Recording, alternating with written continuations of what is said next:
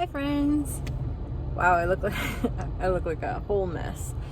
Anyways, I just figured I would film something real quick because I am out and about actually working my second job. I do Uber Eats deliveries on the side of my other job, and it can make some decent money. I'm actually out during the dinner rush right now. It's been really slow today so far. So, yeah. So this is what we're doing. We're sitting around waiting for some more trips. I don't know what it is, but please, people, don't order Uber Eats and not tip at all. Drivers like myself are using our own cars, our own gas, to make these deliveries. So when I get a delivery order that is 10 miles or more away, and I see that I am only getting the $2.50 base pay or whatever it is, and no tip from the customer, it's not good. Just don't do that, guys. It's not very nice. I do decline those offers too, because it's just not worth it. But yeah, so a lot of this job is sitting and waiting for some orders to come in, or heading to areas that are busier. I mean, I'm lucky I live in an area where there are like 10 plus fast food and restaurants and everything like that all around me.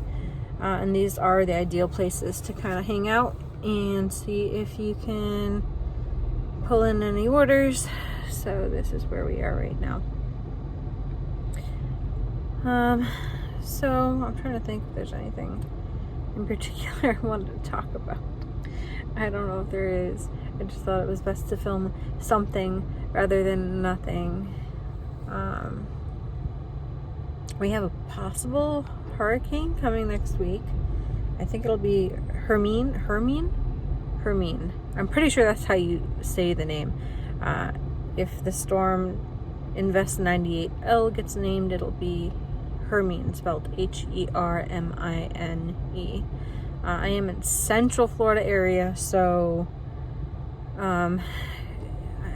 we always have to worry about these Gulf storms, especially when they are the ones that kind of come into the Gulf and strengthen and then swing up and around and hit Florida.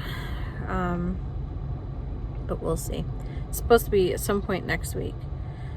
I have not prepared very, very much for it, although I do have bottled water and things like that still, because we've had a few other scares before now for other storms, and I did prepare and get bottled water and things like that. So, and then I never used them because I figured, hey, if the next storm actually does come this way, I would rather be prepared and have that water available just in case. So I still have it. Excuse me. I live on a first floor, and we do flood even during just regular rainstorms. So when it comes to things like hurricanes or even just tropical storms, we have to be very careful about flooding. So typically I do try to fill up sandbags so that I can line them at the front of my lanai and keep the water as much as possible from coming over the lanai and in through our lanai door and into our living room, because it's not very nice. And even with sandbags in the past, we had that happen, like with Irma. That was not so fun. So, excuse me. And there are like local locations laid out, usually before storms like this potential one hit, that will offer, like, they'll put out a huge pile of the sand and offer the bags. And you pretty much just, sometimes they supply shovels there, or the other people filling their bags will bring shovels with them, or you can bring your own. I actually have my own in my trunk at all times. And you bring your shovel, fill up your sandbags however many you need. Sometimes they'll have a limit depending on how much sand they have available. And yeah, I usually just throw them in the trunk, bring them home, and lay them out. So gonna have to check and see if that's going to be necessary. It does stink that we are potentially like less than a week away from this thing hitting us, and we still don't have like that great an idea if it's coming right this way. I don't even think we have like a cone or anything like that yet. I heard that we're supposed to have them pretty soon to see if we're within that cone. I'm pretty positive that we are. But yeah, but I work nights, or I work mornings to nights, but I work long hours. And unfortunately, a lot of these sandbag filling places, like, they stop a little earlier than when I typically work until. So I'm gonna have to figure out, if this thing does come this way, when I'm gonna be able to go and fill up sandbags.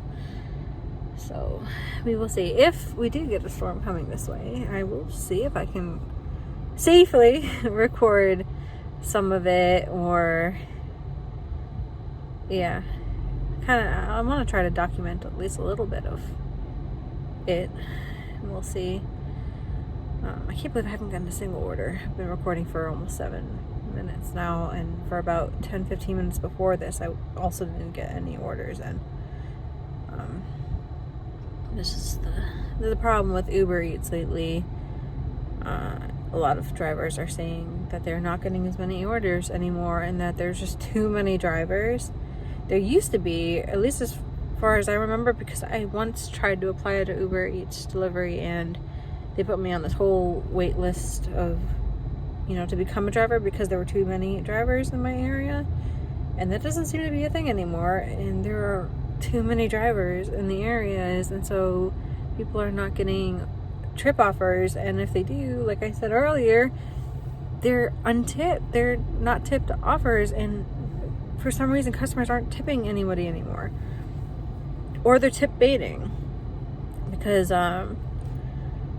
what's going on? I have like a lot of acid indigestion.